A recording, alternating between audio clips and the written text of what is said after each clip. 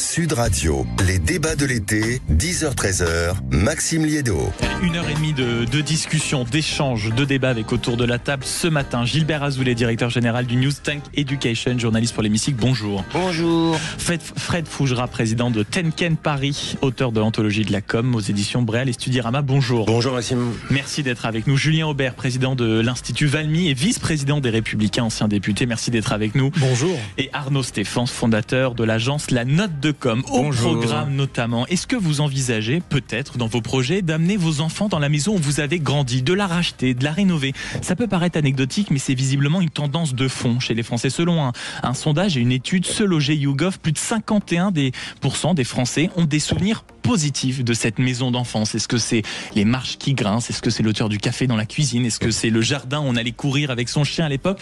Peu importe. En attendant, 17% des Français envisagent ou ont déjà racheté la maison pour vraiment la laisser dans la famille. Peut-être transmettre et avoir quelque chose à léguer ensuite à ses enfants et se constituer un patrimoine familial, émotionnel. Deuxième sujet qui est lié, vous allez voir, l'épargne des Français. Est-ce que vous considérez qu'elle est trop élevée? Je vous dis ça parce que Pierre Moscovici, président de la Cour des comptes hier, en plus de patauger dans la semoule pour justifier, dans la semoule, vous ne connaissez pas la semoule, pour justifier la nomination de Najat Vallaud-Belkacem à la Cour des comptes, il a dit, d'ailleurs au passage, je ne sais pas si vous savez, mais l'épargne des Français, elle est quand même très importante et ils ne consomment pas assez. Donc vous savez malheureusement quelle est la musique souvent derrière et c'est souvent un petit débat récurrent qu'on entend en fond. Et s'il faut commencer à aller piocher dans l'épargne des Français pour redresser, et en effet avec des chiffres absolument stratosphériques, on en parlera. Et puis le débat qu'on va évoquer immédiatement, c'est quand même la musique de ras-le-bol fiscal, du fin de consentement finalement, de la fin du consentement du contrat social.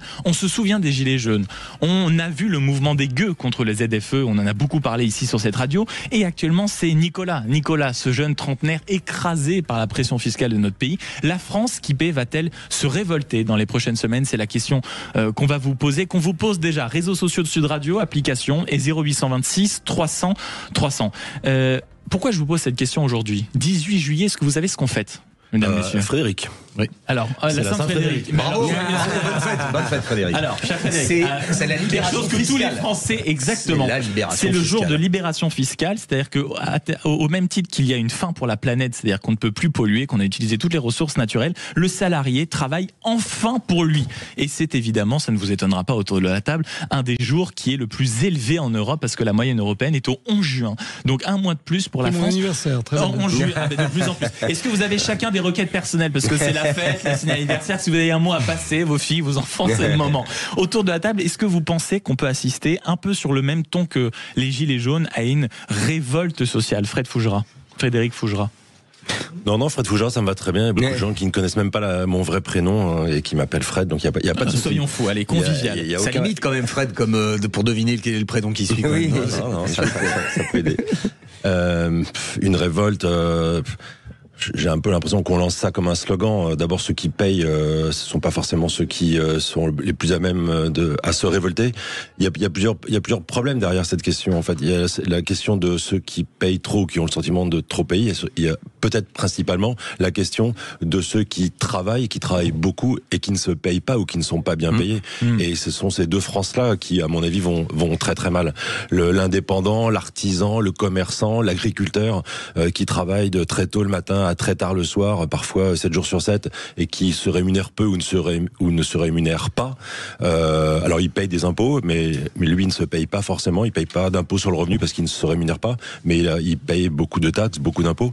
Je pense que ce Français-là, lui, il va très très mal, et il a bien raison. Est-ce que vous pensez qu'il peut aller mal jusqu'au point de se révolter, une fois de plus, comme on a pu le voir avec les Gilets jaunes, pendant un temps c'était les bonnets rouges, mais un vrai ras-le-bol fiscal qui se manifeste dans la rue? Non, mais le ras-le-bol fiscal, il est présent, et il date pas d'aujourd'hui, et il y a un sentiment qui s'aggrave. Je sais pas si d'ailleurs c'est la réalité ou pas, mais en tout cas c'est la perception qu'on peut ressentir tous, hein. Mais qui n'a pas ce sentiment de toujours payer plus pour quelque part aussi avoir moins de services? C'est ce rapport fou à je paye toujours plus et il y en a de moins en moins. Je me sens moins en sécurité, c'est moins propre, il y a moins de services publics. Julien Aubert, sur cette possibilité à un moment que les Français descendent dans la rue pour manifester. Ils le ressentent, vous avez raison Frédéric Fougera, le ras ras-le-bol fiscal, mais qui descendent dans la rue un moment pour l'exprimer. Est-ce que vous y Ils l'ont croyez? déjà fait et ils le referont, mais de là à avoir une révolution comme nous y invite Rima Hassan, j'en doute. Non, moi j'y crois pas. Parce que d'abord les révoltes, elles se font pas dans la rue. Les gilets jaunes ne sont pas descendus dans la rue. Les gilets jaunes, sont emparés des ronds-points. Les ronds-points, ouais. Donc les révoltes, elles sont spontanées. Et en fait, les crises, elles mettent beaucoup de temps à arriver, plus qu'on ne le pense. En revanche, le jour où elles arrivent, elle est beaucoup plus subite. Et les choses se dégradent beaucoup plus rapidement que ce qu'on pouvait penser. Et c'est d'ailleurs ce qui s'est passé sur les gilets jaunes. C'est arrivé sur les gilets jaunes, ça aurait pu arriver sur autre chose. D'ailleurs, après, le prix du carburant avait été remonté, on n'a pas eu le même effet. Et en même temps, le jour où c'est arrivé, en quelques semaines, on a vu l'État qui était débordé et en réalité, une situation quasi insurrectionnelle. Donc, si ça arrive, ça arrivera au moment où on s'y attendra le moins, et pas forcément dans les conditions dans lesquelles ça s'était produit la fois dernière. Pas comme on s'y attend non plus. Et je dirais pas forcément au moment où on s'y attendait. Maintenant, le vrai sujet, c'est de se demander pourquoi ce ras-le-bol fiscal. Et à mon avis, c'est parce qu'on n'a pas un vrai débat. Le vrai débat, c'est qu'on est un pays qui vieillit, donc on a des dépenses de santé et de retraite qui sont en train de cannibaliser l'État.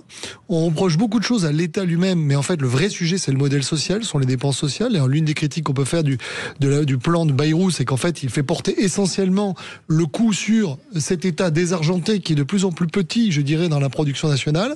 Et en même temps, nous avons effectivement cet État qui, du coup, fait des économies et donc il vient cannibaliser tous les services publics pour essayer de payer la facture. Et donc les gens payent de plus en plus et s'aperçoivent de la dégradation généralisée de l'écosystème dans lequel ils vivent. Gilbert Azoulay. Je rappelle quand même qu'il y a un Français sur deux qui ne paye pas d'impôts.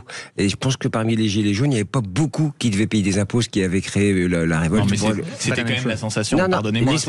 Non, mais sur le salaire, c'était la sensation que la différence entre le brut, ils payent des impôts indirectement. Les gilets jaunes, ce n'étaient pas des gens qui étaient au RSA, c'était plutôt des gens qui bossaient, mais qui n'en avaient pas assez. Un Français sur deux ne paye pas d'impôts, voilà. Donc, ce que je veux dire, la pression fiscale. En revanche, c'est cette sensation, pour moi, ce que je ressens, c'est cette sensation de ne pas être écouté. Ils sont lâchés par la gauche qui est omnubilée par des conflits externes. Ils sont lâchés par le PS qui n'a plus vraiment d'idéologie structurée à mon sens. Un peu par la droite, pardonnez-moi, cher ami, parce que je trouve que, franchement, il n'y a pas de mouvement. Et puis il y a un combat politique avec Retailleau en tête de file. Et puis à l'extrême droite qui joue sa partition avec des slogans et des punchlines. Et puis un conflit larvé entre Bardella et Marine Le Pen. Bref. Ils n'ont pas de support idéologique, me semble-t-il, ni de support politique. Moi, j'y crois pas trop à une reprise des Gilets jaunes. Le mouvement est très émietté. Les gens sont un peu au bout du rouleau. C'est le sentiment que j'ai. Comme ils n'ont pas de visibilité, et on pourra en parler tout à l'heure, je parlerai de la dette française. C'est vrai qu'on leur assène quotidiennement des mauvaises nouvelles. Donc ça, je veux dire que ça les fait enfoncer un peu plus dans leur fauteuil, mais je ne les vois pas descendre dans la rue et se mobiliser autour des ronds-points aujourd'hui. Arnaud Stéphane. Ça tombe bien votre question, parce que je suis en train de commettre un petit essai sur le sujet, et je pense au contraire que l'absence de débouchés politiques, le ras-le-bol, le fait de vivre non pas simplement une pression fiscale, mais un sentiment d'injustice permanent, c'est-à-dire d'absolument pas d'écoute, d'absolument pas d'amélioration. On va parler de l'épargne tout à l'heure. En plus, on va leur expliquer, vous avez trop d'épargne, les amis, on va se servir dedans. Vous avez trop mis de côté dans votre petit bas de laine. Ils sont obsédés par ça depuis des années. Il y a 25 plans déjà qui avaient prévu de se servir dans l'épargne des Français. Il y a une insincérité d'une grande partie de la classe politique, et que historiquement, quand on se pose une question, il faut revenir toujours sur l'histoire. Et dans l'histoire de France, sur ce genre de situation, il y a toujours eu des réactions populaires, et toujours des réactions populaires. En effet, tout d'un coup, comme ça, sur des ronds-points, dans la rue, peu importe, extrêmement violente. Il faut se rappeler que les marchands à Paris se sont révoltés à plusieurs reprises. Il faut se rappeler que le boulevard Saint-Antoine, avec les ouvriers qui travaillaient dans le bois, se sont révoltés. C'est le début des révolutions de la moitié du 19e siècle. Ça fait tomber deux monarchies quand même, celle de la Restauration et celle de Juillet. Il faut se rappeler quand même que les gilets jaunes, ça arrive très très longtemps. Il faut se rappeler la gabelle en France. On avait fait monter le prix du sel, tout d'un coup ça avait ruiné une partie des Français. Il faut bien se rappeler de ça. Donc peut-être une réaction populaire à prévoir, une réaction spontanée dans les prochaines semaines. S'il n'y a pas de traduction politique, comment voulez-vous que les Français fassent? Le débat est lancé. 0826 300 300. La France kippée va-t-elle se révolter sur les ronds-points, dans la rue, d'une manière ou d'une autre, et pas que sur les réseaux sociaux? C'est la question qu'on vous pose, application notamment aussi Sud Radio. J'attends vos avis, vos commentaires, vos retours pour pour venir alimenter cette conversation. Vous êtes bien sur Sud Radio, à tout de suite. Sud Radio. Sud Radio. Parlons vrai. Parlons vrai. Sud Radio. Parlons vrai. Sud Radio, les débats de l'été, 10h-13h, Maxime Liédo. Là, je peux vous dire qu'on sent que c'est vendredi. On sent que c'est vendredi parce que non seulement ça ferraille en studio, mais alors là, les réflexions, les blagues, on est toujours en compagnie de Gilbert Azoulay, Frédéric Fougera, Julien Aubert, Arnaud Stéphan. Justement, sur ce sujet assez sérieux, et c'est de ça qu'on discutait aussi en studio, est-ce qu'à un moment, cette France qui se révolte et qui en a marre de payer, qui en a marre de voir peut-être la différence entre son salaire brut, son salaire net, qui a l'impression d'être étouffée par la pression fiscale, est-ce qu'elle va faire autre chose que de se manifester peut-être dans les sondages, sur les réseaux sociaux, en une des journaux, mais à un moment va se rassembler sur des autoroutes, sur des ronds-points, avec un gilet jaune peut-être à l'avant de son camion ou de sa voiture, peu importe. Mais et vous aviez un débat intéressant, pardon de trahir un peu ce qui se disait à l'antenne, Julien Aubert et Arnaud Stéphan, en disant mais enfin pardon, au bout d'un moment il n'y a pas de réponse politique, les politiques ne sont pas forcément à la hauteur, et il y a toujours un moment, peut-être un moment de démocratie réelle quand le peuple descend dans la rue, Arnaud Stéphan. Oui, parce que je prenais l'exemple de ce qui s'est passé la semaine dernière, où je le prends pas à partie, mais il signe un article, une tribune courageuse sur l'énergie, notamment sur en disant qu'il faut arrêter de subventionner les renouvelables, sur les énergies renouvelables, dites renouvelables, et que en vérité on a quelque chose de très fort en France, c'est le nucléaire. Et tribune très courageuse qui est portée par Monsieur Aubert, par Monsieur Retailleau, ministre de l'Intérieur et président de LR. Et hop, patatras, le lendemain, pas une semaine après, un mois après, le lendemain, les sénateurs LR, dont Monsieur Retailleau a été le président il y a encore quelques mois, votent exactement le contraire au Sénat. C'est une folie complète. Comment voulez-vous que les gens ne pensent pas au mot insincérité en permanence quand ça leur arrive? Alors, Monsieur Stéphane, je vais vous répondre. Qu'ils le pensent, c'est certain, de la même manière qu'ils peuvent être en colère. Moi, ce qui m'intéresse, c'est pas les émotions. Parce qu'on vit dans des démocraties d'émotions. Bon, et on peut être en colère, c'est pas pour autant qu'on a raison. Dans la pratique, sur les sujets notamment d'énergie renouvelable, quand Bruno Retailleau était président du groupe, il était régulièrement mis en minorité dans son propre groupe sur ces sujets-là. Et en fait, un sénateur, il est élu sur son nom, et donc, vous allez pas. Attendez, vous pouvez le regretter. Il n'est pas élu sur son nom, il est élu par d'autres élus. Il est élu sur son nom, c'est-à-dire les gens. Mais les gens, quand ils votent au sénatorial, les élus, ils votent pour Monsieur X ou Monsieur Y parce que c'est Monsieur X ou Monsieur Y. Il n'y a pas de logique de parti dans un. Donc après, mais la logique de parti, non. Au sénatorial, elle joue quand vous êtes investi, mais vous avez parfois des dissidents, etc. Et vous avez des dissidents qui remportent des élections sénatoriales, un peu comme les maires. Ce sont des élections d'élus. Donc, on peut regretter qu'il n'y ait pas une discipline de parti. On peut regretter que des sénateurs se disent, mais quand même, j'ai quelqu'un qui est potentiellement un jour candidat à l'élection présidentielle, je ne vais pas aller l'affaiblir. Ça, on peut le regretter. Mais en revanche, moi qui ai été parlementaire, je peux vous dire que quand un parlementaire dit, mais moi, j'en ai rien à faire, le parti dit ça, mais moi je pense différemment, on n'a pas de fusil. Et vous n'allez pas l'exclure parce que ça s'appelle la liberté de vote. Donc je regrette, moi, cette position qui évidemment n'est pas la mienne.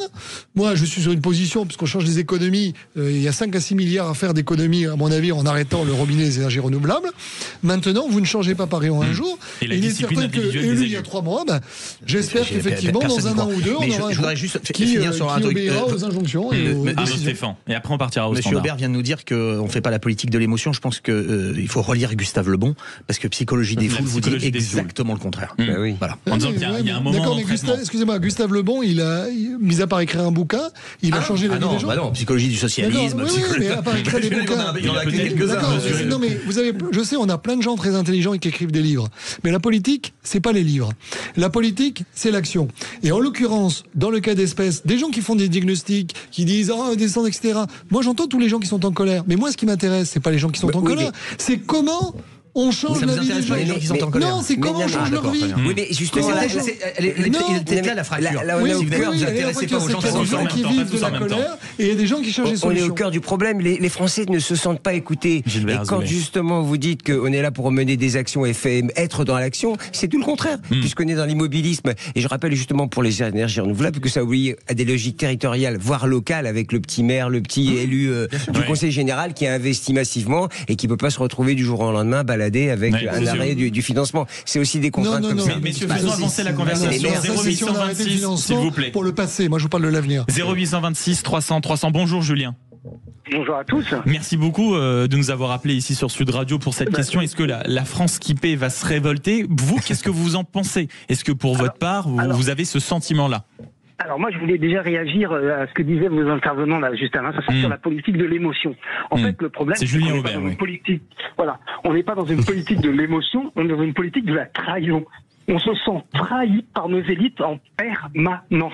Il n'y a pas un fait d'actualité qui ne nous met pas en situation de trahison par ces élites politiques. Ce qui fait qu'au final, aujourd'hui, on n'a plus confiance à tous ceux qui ont eu la main, et ça explique grandement la montée du Front National, parce que c'est les seuls qui n'ont jamais été au pouvoir et qui n'ont jamais eu encore l'occasion de nous trahir. Donc on se dit, avec un peu de chance sur un malentendu, on ne sait jamais. Le problème, c'est qu'on va avoir une montée d'un totalitarisme extraordinaire, parce que les gens ont un ras-le-bol de tous les partis, que ça soit LR, LFI, la gauche, la droite, tous ils ont baigné dans la saleté, dans la crasse, dans la corruption, dans la compromission, mais avec arrogance en plus, avec énormément de mépris. On voit par exemple l'affaire d'Alstom, on voit, il y a tout un tas de situations. Par exemple là, vous parliez de l'énergie, ne serait-ce que la situation de la reine qui oblige. Scandale. Mais pardonnez-moi, c'est de la trahison. C'est de la trahison à l'état pur. Ces gens-là mériteraient d'être pendus en place publique. Non, alors ça, on fait pas d'appel comme ça. Non, pas d'appel à la haine comme ça.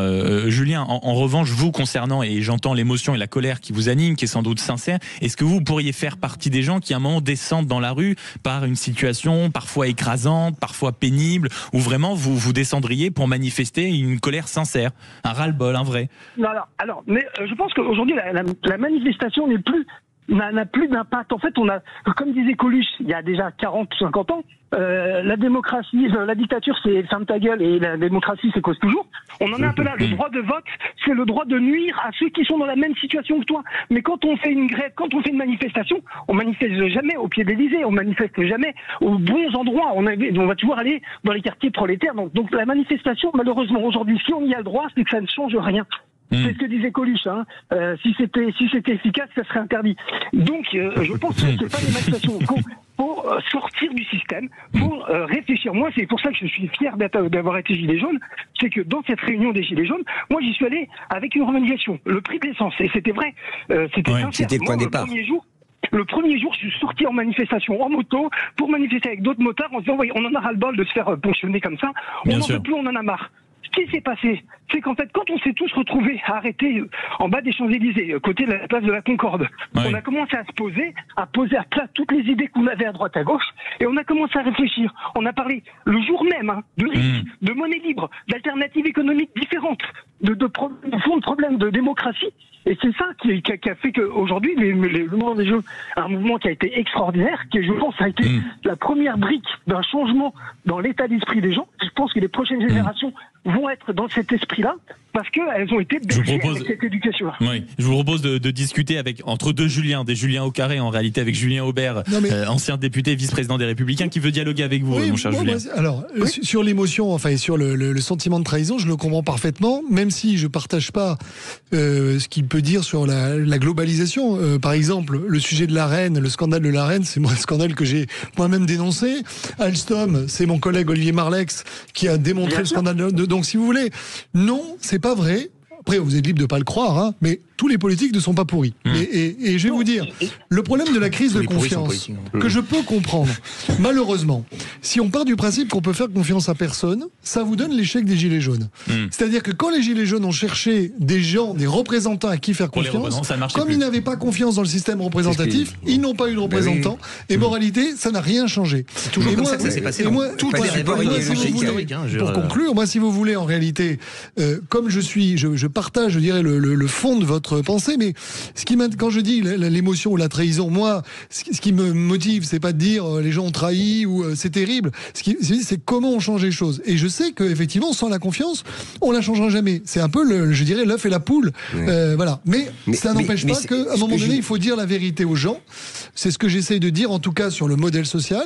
Voilà, parce qu'il y a effectivement des équilibres à faire, et ça se passera pas bien, mais ça se passera encore plus mal si on va vers la rue et si on va vers des affrontements. Gilets jaunes, les gueux, Nicolas, la France qui paie va-t-elle se révolter? Oui, à 77%. Vous répondez-nous sur l'application et sur les réseaux sociaux. Sud Radio, Derom qui nous dit par exemple malheureusement la révolution du peuple français. Je n'y crois pas du tout, pour même pas dire de moins en moins. Les Français feront ce que leur homme politique leur demande de faire, parce que mine de rien l'esprit de révolution n'y est plus. Ou Antonin par exemple qui nous écrit aussi: il faut l'espérer en tout cas qu'une révolution à un moment arrive, car cela ne peut plus durer très longtemps. L'état du pays est alarmant.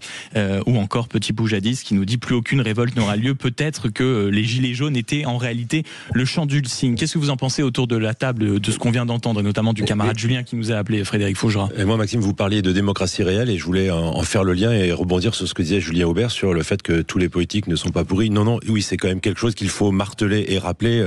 Il faut pas s'installer ou se complaire dans cette idée que tout le monde serait pourri. Donc oui, non, pardon.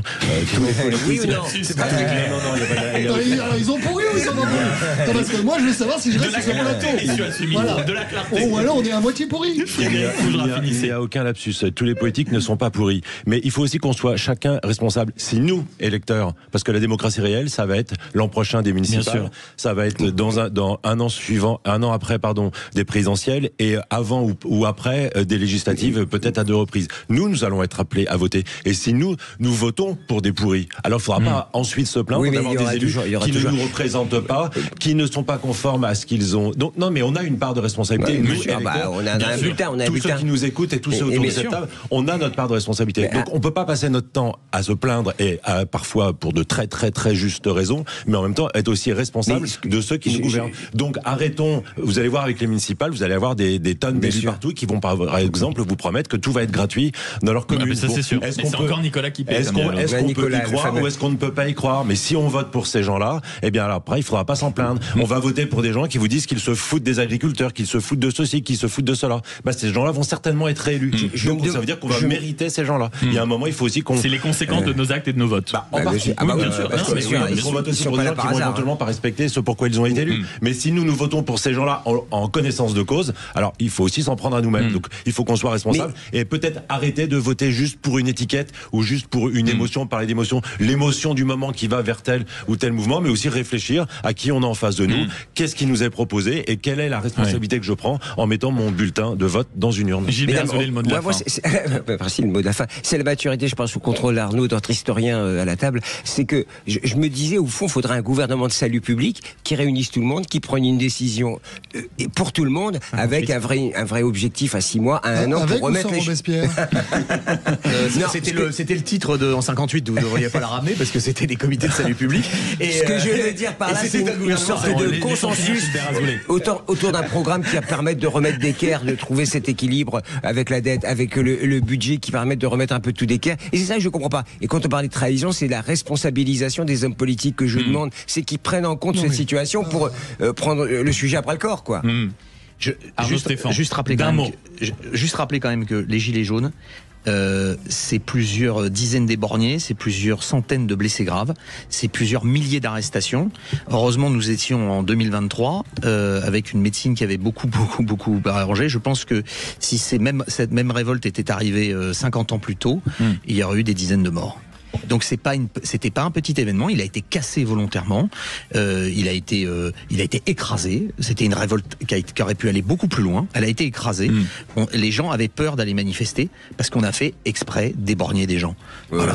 0826 300. Vous êtes responsable quand on vise à la tête, il y a eu des poursuites qui ont été menées. Il y a des policiers qui ont été poursuivis. Ils ont tiré volontairement à la tête. Point visé, point touché. Je vous invite à aller faire du tir. 0826 300. Je vous remercie, Julien, d'avoir été avec nous. Merci beaucoup pour votre parler vrai. Merci d'être à l'écoute de Sud Radio. Nous, on va enchaîner avec un débat qui risque d'avoir la même intensité parce que c'est un chiffre évidemment qui est vertigineux. 6300 milliards. C'est le montant de l'épargne de qui?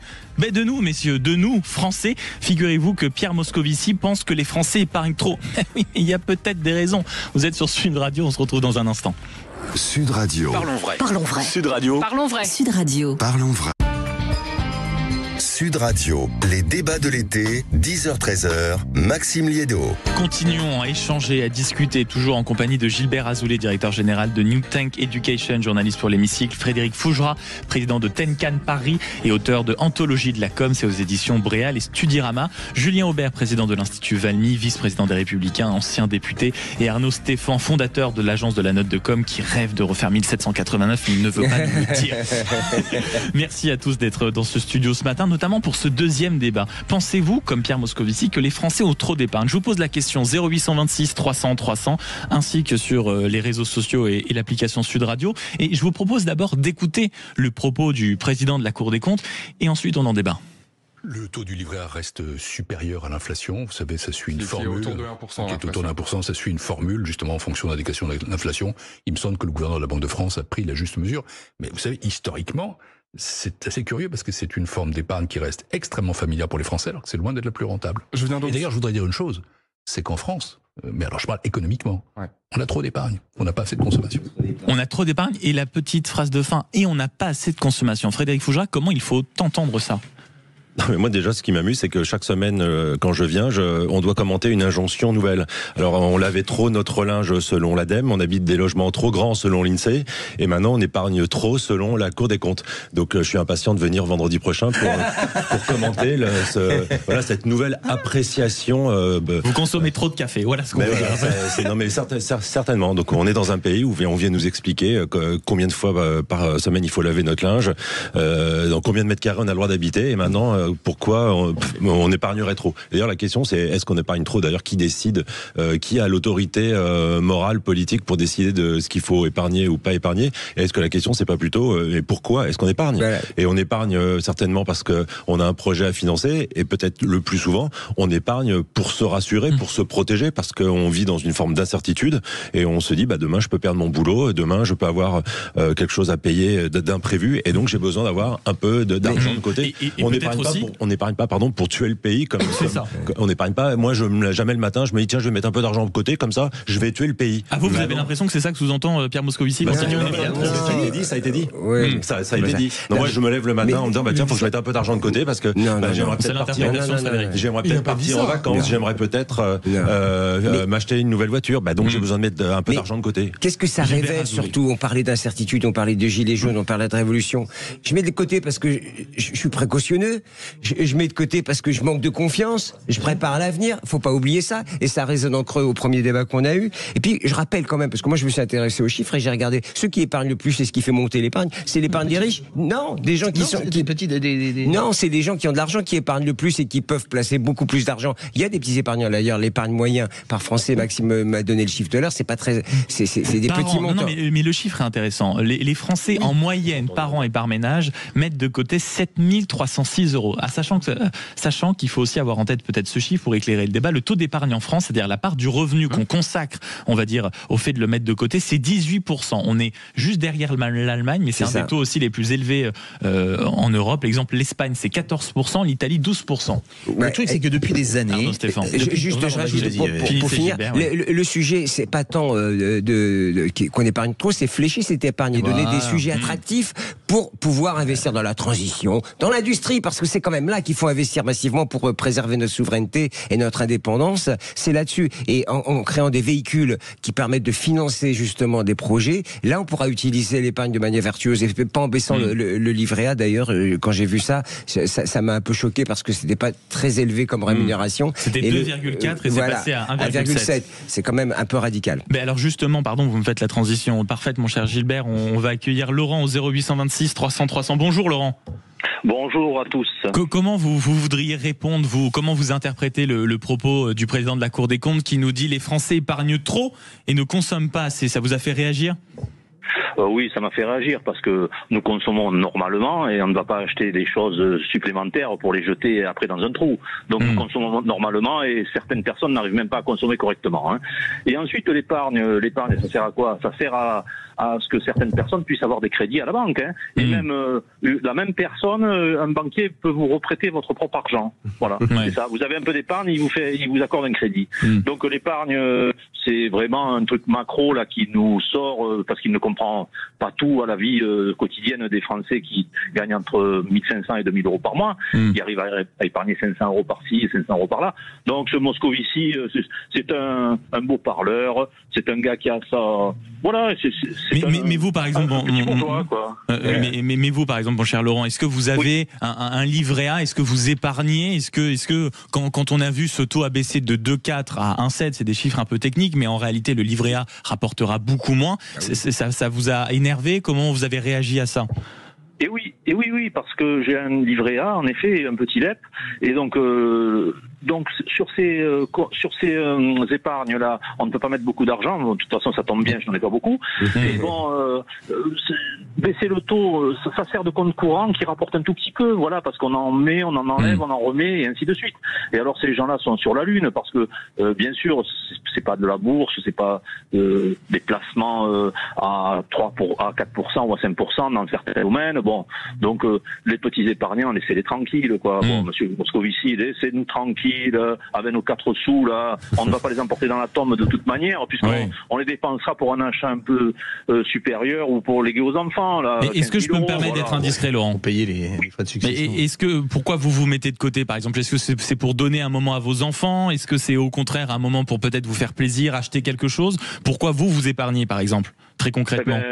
J'épargne pour avoir un peu de trésorerie, parce que je suis artisan électricien. Donc si jamais je me tords la jambe, pendant 3-4 mois je ne pourrai pas travailler, il me faut un peu d'argent pour manger et pour donner un petit, pour faire des cadeaux, c'est simplement un fonds de roulement. Non mais c'est pas c'est ça, c'est pas une épargne de confort, c'est une épargne de vie en réalité. De sécurité. C'est ça.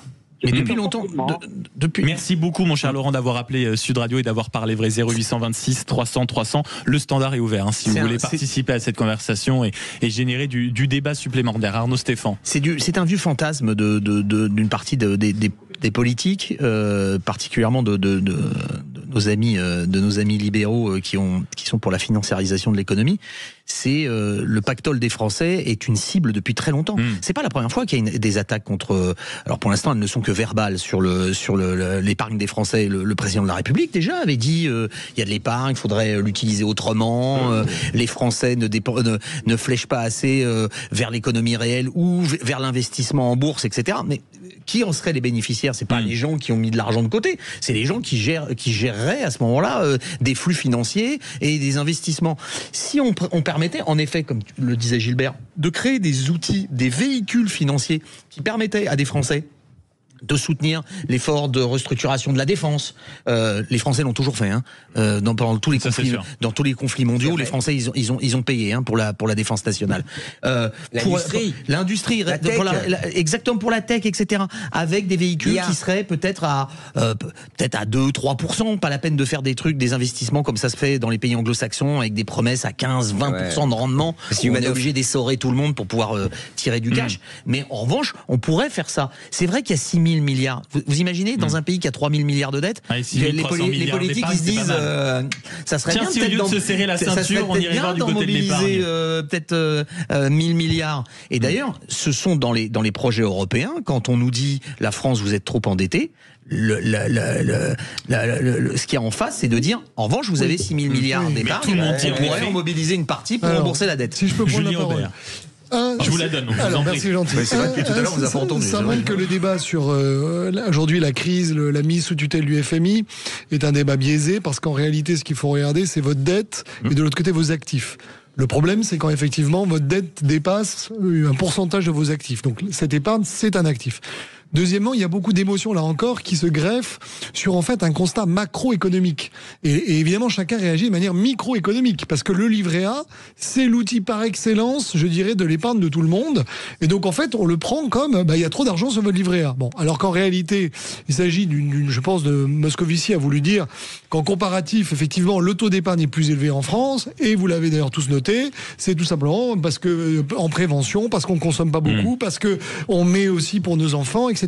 Bon père de famille. Voilà, bon père de famille. Après, tout l'enjeu, c'est effectivement d'orienter, mais on peut très bien avoir quelque chose de gagnant-gagnant. C'est-à-dire que demain, il y avait monsieur qui disait, qui a sans doute un livret A, si on lui dit on va vous rémunérer à 2,50% si vous le mettez sur un livret qui va servir au financement de l'industrie numérique française. Ben voilà. Si tant est d'ailleurs qu'on soit d'accord sur après la manière dont on dépense cet argent. Voilà, mais c'est ça en réalité à mon avis, qui est le vrai fond du débat. Mais je pense pas qu'il faille y voir forcément un procès. Je veux dire, le fait qu'il y ait entre guillemets trop d'épargne en France, c'est un constat que les économistes vous disent, parce qu'effectivement, par rapport à d'autres pays, on est un pays qui a tendance à plus épargner, et que, enfin, en économie, on vous explique que grosso modo, le choix, c'est investissement, consommation ou épargne. Mais de toute façon, peut-être que vous allez, à défaut de ce trop d'épargne ou de cette mauvaise interprétation, Julien Aubert, peut-être comprendre ce chiffre. 39% des Français, si on trouve déjà qu'ils épargnent trop, envisagent d'épargner davantage en 2025, c'est-à-dire dans les prochains mois qui arrivent. Vous faites peut-être partie de cela. 0826 300 300, et allez-y, application et réseaux sociaux de Sud Radio. Je vois vos commentaires et je m'apprête à les lire à l'antenne. À tout de suite. Sud Radio. Sud Radio. Parlons vrai. Parlons vrai. Sud Radio. Parlons vrai. Sud Radio, les débats de l'été, 10h-13h, Maxime Liédo. Le débat continue sur Sud Radio, on continue de vous accompagner tout l'été, toujours en compagnie de Gilbert Azoulay, directeur général de New Tank Education et journaliste pour le journal L'Hémicycle, Frédéric Fougera, président de Tenkan Paris, auteur de Anthologie de la Com, Julien Aubert, président de l'Institut Valmy, vice-président des Républicains et ancien député, et Arnaud Stéphan, fondateur de l'agence La Note de Com. Il y a ce chiffre aussi, outre peut-être les réflexions politiques sur ce sujet, 39% des Français veulent épargner davantage en 2025, c'est-à-dire qu'outre le réflexe, il y a aussi peut-être une incertitude économique, politique. À chaque fois qu'on ouvre les journaux, qu'on écoute la radio, peut-être pas sur Sud Radio, mais qu'on regarde la télé, c'est en réalité les risques de censure, c'est la catastrophe économique parce que Trump remonte les doigts de douane, c'est l'incapacité européenne à se projeter. Donc il y a peut-être aussi une peur qui est compréhensible, Julien Aubert, vis-à-vis des marchés, vis-à-vis des Français qui disent en réalité on met sur le compte épargne pour pas s'empêcher de retirer des billets, les foutre sous le matelas. Après, moi je sais pas comment ils vont faire, parce que c'est vrai qu'avec l'augmentation des prélèvements obligatoires qui se profilent, il faut le financer tout ça. Donc je pense qu'effectivement il y a l'idée quelque part de la frappe préventive en se disant je vois l'horizon qui s'amoncelle, on sait jamais. Il y a aussi la perte de travail. Quand vous voyez les chiffres, des PME, et les défaillances l'année dernière, défaillance des PME de plus de 100 salariés, un chiffre record. Vous avez dans votre environnement des gens qui perdent leur emploi, etc. Plus la dégradation des conditions de chômage, tout ça fait que il est pas du tout stupide d'épargner. Et c'est là où effectivement il y a un jeu un peu étrange et malsain, parce que tous les signaux qu'envoie la classe politique, c'est de dire on va vous taxer plus, ça craint, donc il faut pas effectivement s'étonner. Dans l'entreprise, enfin on est tous un petit patron si je puis dire, on a décalé tous des investissements, on a décalé tous des dépenses, des achats, des recrutements. On se dit c'est un peu une épargne forcée, puisqu'on s'est dit cet argent qu'on devait consentir pour développer son activité, pour investir dans tel ou tel matériel, voire dans des ressources humaines, on l'a décalé. Eh bien, tout ça, on le retrouve chez les ménages, tout simplement, parce qu'ils se disent, attends, mais j'ai besoin d'une poire pour la soif, vous l'avez dit, Julien, et si je perds mon job... tout à l'heure, c'est exactement ce qu'il dit. Si je perds mon job, j'épargne, parce que derrière, j'ai besoin à un moment d'alimenter le compte courant. Voilà, le décalage, en fait, en économie, vous savez, on parle beaucoup d'anticipation. C'est les anticipations qui créent une dynamique économique positive. Et ben là, on est en plein dedans. C'est-à-dire, l'anticipation, elle est très négative aujourd'hui. Arnaud Stéphan ou Frédéric Fougera sur ce sujet. Est-ce que vous comprenez ces Français qui sont un peu tétanisés? Il y a de grandes démocraties où c'est l'épargne des citoyens qui garantit la dette.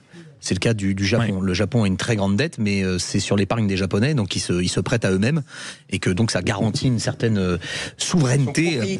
Ils sont propriétaires de la dette et une certaine souveraineté. Je crois que c'est la même chose pour une partie de la dette italienne, d'ailleurs, qui est détenue par les Italiens eux-mêmes, ce qui leur garantit là aussi d'être contrairement à la dette française. Exactement. Et alors que la dette française, non. 54% détenus par des fonds étrangers, la dette française. Exactement. Ce qui nous met dans une très grande fragilité. Et que donc, c'est vrai qu'il y a une tentation un peu à retardement des politiques de se dire on va mobiliser une partie de cette est-ce que vous pensez, épargne vous qui avez beaucoup travaillé dans la communication politique, Arnaud Stéphan, est-ce que vous pensez qu'à un moment on passera le cap, peut-être dans les prochains mois, prochaines années, d'un politique qui osera assumer le fait d'aller taper dans l'épargne des Français pour on va dire fabriquer le redressement du navire France? Ça veut dire quoi de taper dans l'épargne des Français? Trouver un mécanisme où il y a un moment la mobilisation. Il faut bien les gens. Moi je suis à l'antenne, je comprenais ponctionner. Faut bien, il y a deux choses. Il y a mobiliser, réorienter. Ça, je veux dire, tout le monde est d'accord. Ce que les Français craignent, c'est qu'on vienne les ponctionner. Alors, non, mais dans le mot taper, c'était davantage vous avez ponctionner 10 que 000 euros de côté, mobiliser. bing, je vais vous en tirer 1 000 euros. Il se trouve qu'il y a si jamais la France devait, dans une situation économique difficile, il y a des moyens de ponctionner une partie de. Oui, mais faut pas effrayer inutilement les gens. Des concours. C'est pas effrayer les gens. Ça s'est déjà produit dans des pays européens. La Grèce. La Grèce. Oui, mais nous ne sommes pas la Grèce. Non, j'espère. Tous les gens. Est-ce qu'à force de se rassurer, pardon, Julien Aubert, ça c'est aussi une vraie question. Est-ce qu'on est persuadé à ce point? Je suis très frappé. Beaucoup d'économistes et pas forcément les plus libéraux disent en réalité, on est mignon en France à être persuadé d'être toujours le meilleur des meilleurs. Mais la Grèce au début disait vous êtes mignon. Les chiffres étaient faux en Grèce. Je te rappelle les chiffres validés par Accenture.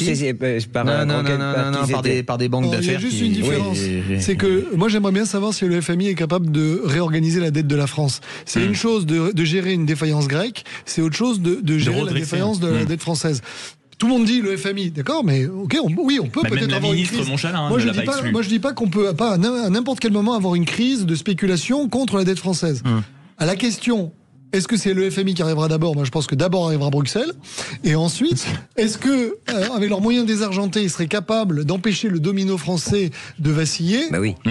C'est là où moi j'aimerais bien avoir quelques économistes là-dessus, parce que les moyens ne sont pas non plus, je dirais, aussi grands qu'on le pense. Frédéric Fougera, pour le mot de la fin sur ce sujet en tout cas. Le mot de la fin, c'est peut-être de reprendre votre question et le sens de votre question qui était à Arnaud, qui était de dire voilà, est-ce qu'on va aller chercher sur l'épargne des Français? Et en fait, on est dans une logique philosophique intellectuelle qui est toujours de comment aller chercher et où trouver plus d'argent. Et en fait, on n'est jamais dans le recul Exactement. De se dire mais comment on va en dépenser moins, comment on va en dépenser mieux. Voilà. Donc peut-être que le politique qui demain se fera élire, il fera peut-être pas élire avec un discours très démago, très populiste, où tout est gratuit, où tout est facile, mais peut-être en disant on va faire des économies ici, là, et au lieu d'aller chercher toujours plus d'argent dans votre porte-monnaie, on va essayer de vous en demander moins, ou en tout cas jamais plus, pour essayer de mieux gérer. Mais ça, c'est un changement philosophique qui est... paradigme total. Exactement. Considérez-vous que les Français ont trop d'épargne? Non, 93% sur les réseaux sociaux, l'application Sud Radio. Il y a Braise Ardente qui nous dit de quoi se mêle-t-il de toute façon? Les gens font ce qu'ils veulent de leur argent quand même. Nous consommons selon nos besoins et épargnons selon nos moyens. Et pour préserver accessoirement, je le dis pour les politiques qui nous écoutent, notre avenir est celui de nos enfants. Quelqu'un d'autre, Festa, qui dit mais qui sont les politiques pour juger notre épargne? Nous travaillons dur pour épargner. Est-ce qu'au bout d'un moment, les gens n'ont pas oublié le sens du mot travail dans ceux qui nous gouvernent? C'est vrai que on peut parfois se poser la question. Un sujet beaucoup plus léger pour les 20 dernières minutes qui nous restent, messieurs. Peut-être que si vous avez une épargne, c'est un moment pour faire un achat, et notamment un achat immobilier, mais pas n'importe lequel, peut-être pour racheter la maison dans laquelle vous avez passé une partie de votre enfance, parce que vous êtes attaché au cadre, aux souvenirs. Est-ce que c'est le cas autour de la table? Est-ce que vous avez déjà réfléchi à cette question? Parce que c'est une étude Se Loger YouGov qui nous dit que non seulement la majorité des Français ont un véritable attachement à leur maison de famille, à leur maison d'enfance, mais que près de 20% ont déjà acheté ou sont en train de s'organiser pour racheter leur maison comme trophée, comme souvenir. Est-ce que autour de la table, c'est quelque chose auquel vous êtes sensible? C'est ça. Est-ce qu'après, Pierre Moscovici va nous dire qu'on rachète trop nos maisons d'enfance? Les Français ont trop de maisons d'enfance. Il y aura une note de l'INSEE sur ça. Ça va énerver Frédéric, une injonction supplémentaire. C'est une forme d'épargne. Hein. Oui. Moi, ce que je trouve intéressant, c'est qu'en réalité, ça montre quelque part l'idée que les Français veulent se rattacher à une époque dorée, qui est l'époque de l'enfance. Le passé, c'est en fait une forme de préférence pour le passé, donc c'est un pays qui a peur de l'avenir. Ce qui ne veut pas dire que... Et puis ça montre aussi l'ancrage et la volonté d'être de quelque part dans un monde où on sait plus où il va. C'est pour ça d'ailleurs qu'Emmanuel Macron, à mon avis, a fait fausse route. Après, à titre personnel, moi j'ai encore ma mère dans ma maison d'enfance. Donc oui, j'aimerais un jour y vivre, mais le plus tard possible. Voilà. Mais avec quelques travaux. Et j'épargne pour faire des travaux parce que nous n'avons pas exactement la même décoration. Oui, ce qui est toujours important. Arnaud Stéphane, comment vous regardez ça? Sud. Voilà, elle est moins côté sud, c'est ça. Comment vous regardez ce mouvement?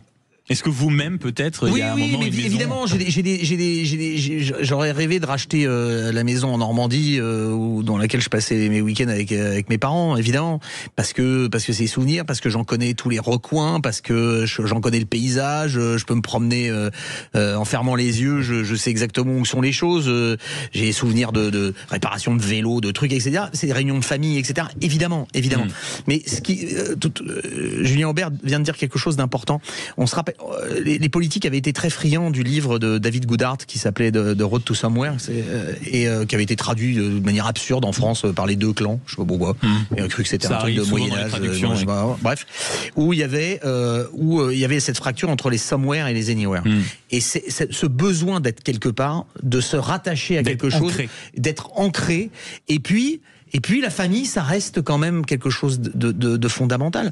Nous ne sommes pas simplement des homo economicus où on est obligé tout le temps de consommer et pas d'épargner, de se retrouver citoyen du monde alors qu'on est attaché à un petit village dans le sud, en Provence ou en Normandie, et que les gens ont besoin de ces lieux pour se retrouver et se ressourcer. C'est important de toujours, dans un monde qui va très vite et qui est mondialisé, de se retrouver quand même ancré quelque part. 0826 300 300, vous avez vous aussi envie de racheter cette maison d'enfance qui vous tient à cœur, appelez-nous, passez-nous un coup de fil et on en parle dans quelques instants sur Sud Radio. À tout de suite. Sud Radio, votre avis fait la différence. Sud Radio, les débats de l'été, 10h-13h, Maxime Liédo. 0826 300 300, si vous avez envie de partager avec nous peut-être ce projet à un moment de racheter votre maison d'enfance pour vous ancrer quelque part, pour conserver des preuves physiques d'une partie de vie de vous qui n'existe plus, une enfance heureuse, peut-être des moments joyeux, des vacances d'été dans la maison de la grand-mère ou dans la vieille maison de famille. On a entendu Arnaud Stéphane, on a entendu Julien Aubert, vous Gilbert Azoulay et Frédéric Fougera. Est-ce que c'est peut-être des éléments qui vous parlent, c'est des projets auxquels vous pensez? Non, mais quand j'ai lu le papier dans le Parisien, je me suis dit c'est quand même un débat de riche. Pardon, j'ai coupé la parole à Frédéric. Non. En priorité à droite. Mais ça dépend d'où on se situe. Ça Aubert. dépend d'où on se situe. Non, mais je me disais en disant ça parce qu'évidemment, moi j'aimerais bien racheter la maison que j'ai vendue il y a quelques années parce qu'en fait, je regardais bon, ça n'a aucun intérêt. Mais c'est vrai que. Mais je vais vous dire un truc, Maxime.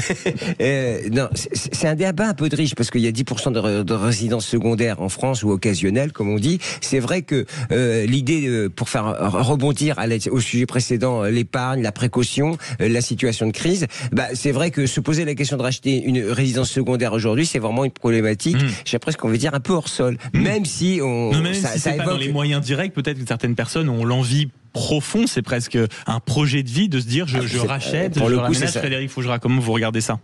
Je regarde ça comme nos autres participants autour de cette table. D'abord, faut-il avoir eu une maison d'enfance? Parce que la question se pose pour plein de personnes. Est-ce qu'on parle d'une maison de famille ou d'une maison de vacances? Mais il y a plein de gens qui n'ont pas de référence de maison d'enfance. Donc pour eux, la question ne se pose pas. Et comme le disait Julien Aubert, je pense que c'est un sujet qui est très affectif, donc très personnel, qui participe à l'histoire personnelle de chacun. Et c'est peut-être aussi une façon de vouloir se rassurer en recherchant, en revenant sur des situations ou des époques qui nous semblaient plus confortables, avec du coup une certaine peur de regarder l'avenir. 0826 300 300. Bonjour Alban. Merci de m'accueillir sur votre plateau. Merci beaucoup d'être avec nous. Vous avez eu envie de participer à ce débat. Vous, c'est un débat de vie, de potentiellement aller racheter une maison, un chalet, un petit cabanon quelque part dans un coin de France? Vous ne croyez pas si bien dire? Oui, bien sûr. Alors là, un manoir, faites-nous rêver. Vous êtes des devins. Tout à fait. J'ai grandi en Haute-Savoie, dans une vallée, au pied de la vallée de Chamonix, et mes parents avaient acquis un superbe chalet il y a quelques années dans le Grand Massif, au carreau d'Arrache plus exactement. Vous me faites rêver. Et j'y ai passé mon enfance et mes enfants y ont grandi également avec leurs grands-parents. Ils ont plein de souvenirs. Et puis un jour, mes parents m'ont toujours dit quand j'étais enfant, tu sais, ce chalet, il sera à toi, Alban, plus tard. C'est toi qui en hériteras, t'es notre fils unique, etc. Voilà. Et puis, les choses les projets ont changé. Et un jour, de 2018, je crois, ou 2017, mes parents, relativement âgés, me disent écoute, voilà, qu'est-ce qu'on fait? On te donne le chalet familial. Et puis, je leur ai dit, écoutez, nous, on a nos devis à Grenoble. Aujourd'hui, j'ai pas finalement les moyens de subvenir aux besoins de taxes foncières, entretien, etc. De ce chalet familial qui était dans son jus. Et j'ai eu l'honnêteté de dire à mes parents, nous, ce qu'on va pouvoir faire, c'est le reprendre. Et merci pour cela. On va réinvestir. Et puis, on va en refaire un chalet d'accueil qui nous permettra pour nos besoins personnels et puis également avec du locatif de le conserver. Et en fait, ils ont eu peur. Ils ont eu peur qu'on se plante financièrement sur un investissement qu'ils trouvaient peut-être aléatoire de leur point de vue par rapport à leur âge. Comment vous avez réussi à le transformer en projet finalement ? Non, mais justement, c'est que ça, c'était à Noël 2018, en repas de famille. Et quand je leur dis ça, je leur dis on va faire ça. Et 7 jours plus tard, au moment des vœux, je rappelle mes parents et je leur souhaite une bonne année. Et je leur dis, je dis bonne année les parents, etc. Et ma mère me dit ton père a quelque chose à te dire. Ça, c'est jamais une très bonne phrase. Ça, peu importe qui la prononce, c'est rarement un bon moment à passer. Voilà, c'est qu'écoute, on va pas finalement te donner, on va mettre le chalet en vente. Voilà, on a pris la décision. Il y avait une peur de la transmission parce que les parents n'étaient peut-être pas certains du calcul que vous alliez faire avec, c'est ça ? Exactement. Je pense que par bienveillance et par grand âge, ils ont eu peur que l'investissement de rénovation qu'on allait faire dedans allait finalement nous amener peut-être sur une rentabilité qui ne serait pas au rendez-vous. Et ils ont pris la décision de le faire. Donc moi, ce que je voudrais dire à vos auditeurs, c'est deux choses. C'est je dirais, c'est vrai que déjà, c'est que ne jamais promettre ce que l'on ne tient pas. C'est-à-dire faire attention, y compris quand on est parent, de pas dire tu hériteras de ça, parce que les choses. Après, ça crée forcément des déceptions. Voilà, c'est ça. Et puis, de mon côté, j'ai toujours aussi considéré aussi que les propriétés, les biens de mes parents appartenaient à mes parents et qu'ils pouvaient en disposer jusqu'à la fin. Donc, je me suis pas rebellé par rapport à cette décision. Je suis pris un peu dans la sidération ou dans l'étonnement, si vous voulez. Mais par contre, pour revenir sur le sujet de votre débat, et c'est la raison pour laquelle j'interviens, c'est que c'est pas tellement moi qui suis déçu de cette décision. C'est mes propres enfants qui ont grandi chez leurs grands-parents. Ouais, parce qu'il y avait un attachement en fait à cette maison, Alban. Merci beaucoup d'avoir témoigné avec beaucoup de sincérité d'ailleurs et avec un beau vécu sur l'antenne de Sud Radio 0826 300 300. Pour terminer cette émission en forme, messieurs, et pour clore ce sujet, je vous propose vos opinions, votre regard sur l'actualité, à commencer par vous, Gilbert Azoulay. Une petite minute pour nous parler du ras-le-bol de la dette. Ouais, 5 000 € par seconde, j'en ai ras-le-bol. C'est plus de 400 millions d'euros par jour, l'équivalent de 3 Airbus chaque année. Le paiement de la dette, c'est 50 milliards, c'est le budget de l'éducation nationale. Alors bien sûr, la dette, c'est bien, ça permet de financer des hôpitaux, de financer des services publics, la transition énergétique, mais là, on laisse une méga dette aux générations qui viennent, alors que faire, il serait temps. Je reviens sur ce que j'ai dit tout à l'heure en parlant de gouvernement de salut public, pardonnez-moi, j'ai un peu défloré mon sujet. Alors de gauche à droite, on est contre tout changement, tout le monde a son idée sur les économies, mais personne ne souhaite faire de sacrifices, sachant qu'il est hors de question d'augmenter les impôts déjà très élevés. Donc mesdames, messieurs les politiques, c'est un appel que je lance. Au lieu de viser la démission du président à tout prix, la censure de Bayrou, s'il vous plaît, donnez de l'air aux entreprises qui pourront anticiper mieux, ou aux ménages en offrant une année plus lisible, plus visible et moins incertaine. Et je finirai par la citation de Thierry Breton, qui n'est pas forcément quelqu'un que j'apprécie particulièrement, mais qui a eu une remarque assez intéressante. Un pays qui ne compte pas, ne compte plus. Voilà, ça très très belle. Voilà, il y a eu des chutes dans l'histoire de la radio, mais celle que vous venez de provoquer, mon cher Gilbert, c'est absolument moi là, non, c'est ça. Pas du tout, même pas. Non, Frédéric Fougera, coup de cœur, une campagne de prévention de la ligne contre le cancer pour l'été. On n'est pas des saucisses. D'accord. Ça, vous pouviez vous en douter, mais c'est bien de le rappeler, parce qu'il y a plus de 100 000 nouveaux cancers par an de la peau, et pourtant les messages de prévention, ils sont très bien connus, il faut se protéger du soleil, éviter les expositions prolongées. Alors c'est pour ça que cet été, la Ligue contre le cancer a choisi de sensibiliser le plus grand nombre avec une campagne assez originale, mais qui interpelle, on n'est pas des saucisses, et lance un appel, arrêtez de vous faire griller. Là, se protéger du soleil, c'est pas une option, sauf si on a envie de vieillir avec la peau pleine de taches, ou si on est accro au cancer, ce qui, je pense, ne doit pas concerner beaucoup de monde. Et moi, je vais vous donner un petit conseil beauté. Je déteste donner des leçons, mais un conseil de prévention. Non, conseil beauté, ça je peux me permettre de vous partager ce conseil beauté. Être cramé, c'est pas très beau. Être bronzé, ça peut donner la pêche, mais on peut être bronzé en s'exposant modérément au soleil avec un indice fort, et en plus, on restera bronzé plus longtemps. Donc, protégez-vous. On n'est pas des saucisses. Arrêtez de vous faire des... Voilà, petit message à tous nos auditeurs actuellement en train de nous écouter sur la plage ou en train de se tartiner de crème solaire.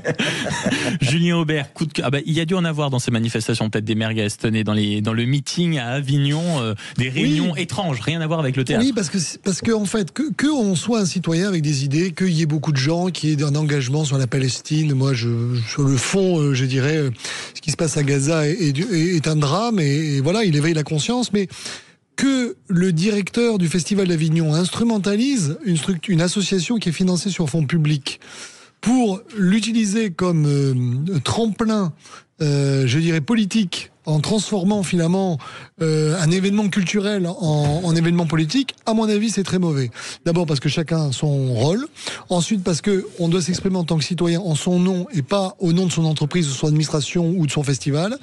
Et puis, troisièmement, parce que le mélange des genres finit par, à mon avis, introduire des choses qui n'ont pas lieu d'être. Quand on va au Festival d'Avignon, c'est pour voir du théâtre, du bon théâtre si possible, pas pour assister à des meetings politiques. Et donc, moi, je crois que cette opération, qui est une opération de communication, ne change absolument rien à ce qui se passe à Gaza.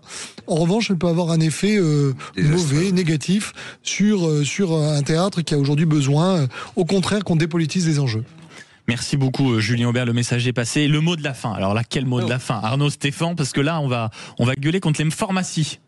Non, pour les pharmacies, au contraire. Pour les pharmacies. Contre ce qui se passe. Oui, ce qui se passe, c'est que par un trait de plume, le 1er août, le gouvernement, par décret, va supprimer 50% de la marge que se font les pharmaciens sur les médicaments génériques. Pourquoi? Parce que les laboratoires trouvent qu'ils gagnent pas assez d'argent sur les génériques. Ils ont donc demandé au gouvernement de leur donner plus d'argent, parce que leur fonds derrière qui les pousse trouve que ça crache pas cette cash, et que il faut donc réduire la marge des pharmaciens. Sauf que les pharmaciens souvent se sont installés, ils ont acheté, ils ont un plan de remboursement de leur crédit. On est en train de tuer les pharmacies. En plus, ça veut dire peut-être éventuellement 50 000 emplois qui vont être menacés. La France perd des pharmacies. C'est quelqueverfois le dernier contact avec la santé dans des zones rurales ou périphériques où il n'y a plus de médecins.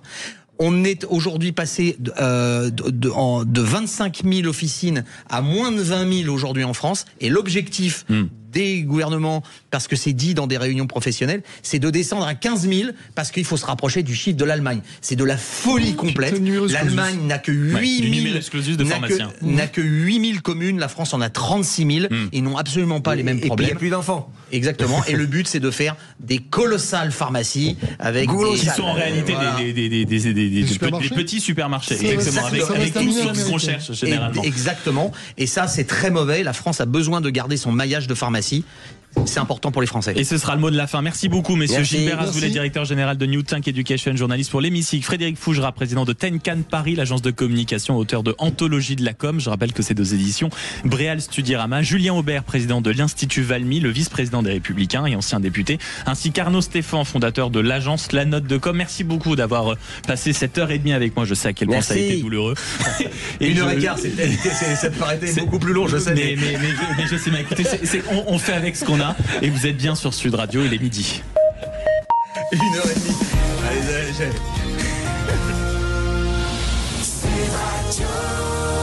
Parlons vrai. Sud Radio, les débats de l'été, 10h-13h, Maxime Liédo. Et comme chaque jour après votre journal et votre météo après-midi, on vous retrouve. Bonjour Joseph Ruiz. Bonjour Maxime, bonjour à tous. On fait le tour du tour avec vous. Vous nous racontez ce qui se passe actuellement sur le Tour de France à travers 3 mots que vous avez choisis de façon très précieuse et très méticuleuse. Et d'ailleurs, je en profite pour vous souhaiter un joyeux anniversaire. Merci beaucoup. Parce que c'était hier et on a eu la délicatesse de ne pas me prévenir. Il y aura des sanctions terribles dans cette rédaction. Je tiens à vous le dire. C'est ça. Aujourd'hui, Pogacar, Chrono et James Bond. Alors, Pogacar. J'ai dit Pogacar, on est d'accord. Ouais, celle-là, on la garde, mon cher Maxime. Elle est très très belle. Pogacar, Chrono et James Bond. Mais commençons par Tadej Pogacar. Mais allez, c'est un Slovène. On peut aussi vous le reprocher, puis vous le pardonner. On entend son nom à peu près 700 fois par jour et je me plante au moment de prononcer. Vous inquiétez pas, vous n'êtes pas le seul et on est là pour apprendre. De toute façon, on est là pour pour apprendre autour du Tour de France. Depuis le début du Tour, je n'avais pas encore mentionné son nom. C'est aussi pour ça que vous ne le connaissez pas encore. Je n'écoute que vous sur le Tour. Donc Mais voilà, aujourd'hui, en ce vendredi 18 juillet, je ne peux pas faire autrement. Tadej Pogačar a remporté l'étape avec plus de 2 minutes d'avance sur son premier concurrent. Il a placé une attaque en bas du col d'Otakam dans les Hautes-Pyrénées, 13 km plus haut. Le suspense du Tour est mort. Il a repris le maillot jaune et ne devrait plus le lâcher, même s'il ne faut jamais, on le redit, insulter la glorieuse incertitude du sport. Sur le chemin, il y a même eu cette image incroyable. Il nous a fallu même nous frotter les yeux. Pogačar, qui est en plein effort, avertit une moto d'un danger. Cette dernière traîne une pancarte, donc d'un subtil geste de la main, il lâche son guidon. Pogačar, il avertit le pilote de la moto TV qui le remercie. Tranquillement. Voilà, pourquoi pas. Ça, c'est la classe. De comment vous dites Pogačar. C'est slovène. C'est slovène. Sur le C, c'est ça. C'est pour ça, sur le C, il y a une petite cédille. C'est ça. Mais elle n'était pas sur l'affiche, c'est pour ça. Alors, c'est pour ça que je vous en veux pas. Non, mais alors, parce que comme je lis régulièrement, comme j'écoute et je lis régulièrement le slovène, j'aurais été plus à l'aise avec la cédille. Exactement. Vous auriez vu au moins qu'il y avait quelque chose de pas clair. Et le deuxième mot, mon cher Joseph, c'est le mot chrono. Chrono, oui, car sur le Tour, il y a 2 types d'étapes. Il y a ce qu'on appelle les étapes en ligne. Tout le monde part en même temps. Le premier qui passe la ligne d'arrivée à gagner. Et il y a les chronos, les contre-la-montre, on les appelle comme ça aussi. Les coureurs partent les uns après les autres dans le sens inverse de leur classement général. Ce vendredi, c'est contre-la-montre. Le premier coureur, le Français Matteo Vercher, dernier du classement général, s'élancera dans 1 heure environ à 13h10. Le dernier coureur, Tadej Pogačar, s'élancera donc à 17h05. Cette fois-ci, je vais normalement pas avoir de mal à le prononcer. Et c'est un mot très curieux. Le troisième mot pour décrire ce Tour de France, mon cher Joseph, c'est le mot James Bond. James Bond, effectivement, le programme pour ces 171 champions. Aujourd'hui, c'est un effort donc très pentu. 11 km depuis Loudanvielle vers le haut de la station de Peyragudes. Et puis, comme ce n'est pas assez dur, il y a un mur, l'altiport de Peyragudes. C'est une piste de 470 mètres avec des passages à 16%. Dans le civil, c'est une piste d'atterrissage construite à la fin des années 50 qui a pris l'appellation d'altiport ensuite. Et cet altiport, vous me voyez arriver pour mon James Bond, cet altiport est connu car une séquence de James Bond y a été tournée fin 96, début 97. Il a été donc renommé Altiport 007. C'était pour le 18e opus de la saga. Le film Demain ne meurt jamais avec Pierce Brosnan et la production avait choisi Peyragudes, la station, pour reconstituer au pied des pistes un camp afghan. Ça, c'est moins la classe, mais c'était quand même la classe. Ce James Bond est absolument James Bond à Peyragudes dans nos stations. Mais c'est ça, c'est clairement la classe. Et puis ensuite, on passe au prono. Et pour terminer, alors hier, j'avais tenté le panache avec Lenny Martinez en disant que le favori, ça restait quand même Tadej Pogačar. Et il l'a emporté. Et Pogačar, pas de suspense pour aujourd'hui. Il devrait l'emporter devant Jonas Vingegaard. On le verra, mais ça, c'est mon pronostic. Et vous avez toujours une prononciation impeccable. Merci beaucoup, mon cher Joseph, pour votre tour du tour. Ça change de quelqu'un que je ne citerai pas. Demain, non. Demain, non, parce que nous sommes samedi. Lundi, je vais essayer d'être absolument irréprochable. Je vous l'assure. Dans quelques instants, est-ce que la France va continuer, et notamment par l'intermédiaire de ses monuments nationaux, à être déformée ? Non. C'est ce que nous dira notamment Julien Lacasse, président de l'association Cité de Monuments, notamment pour s'indigner d'un projet qui vise à mettre une grande plateforme de verre devant l'Assemblée nationale. Les monuments n'ont pas vocation à être sacrifiés sur les tendances de mode contemporaine. À tout de suite sur Sud Radio. Sud Radio, les débats de l'été, 10h-13h, Maxime Liédo. On est toujours ensemble encore pendant 3 petits quarts d'heure, notamment pour discuter de l'actualité chaude. Et à 12h30, Dieu sait qu'elle est brûlante, cette actualité concernant les comptes publics, concernant la santé financière de l'État. Agnès Verdier-Molinier, directrice de la fondation IFRAP, elle a écrit ce livre Face au mur aux éditions de l'Observatoire pour nous expliquer à quel point les solutions sont en réalité sous nos yeux. C'est les politiques et l'État qui ne veulent pas les enclencher, alors qu'on pourrait faire pas des économies, mais des économies par centaines de millions, voire de milliards d'euros. Elle nous expliquera ça entre 12h30 et 13h, mais vous savez, c'est le rituel 0826 300 300 pour vous faire réagir sur l'actualité, sur les débats que nous avons eus déjà durant cette matinée. Bonjour Julien. Bonjour Samy, excusez-moi Samy, c'est l'invité de Tolère. Vous allez bien Samy ?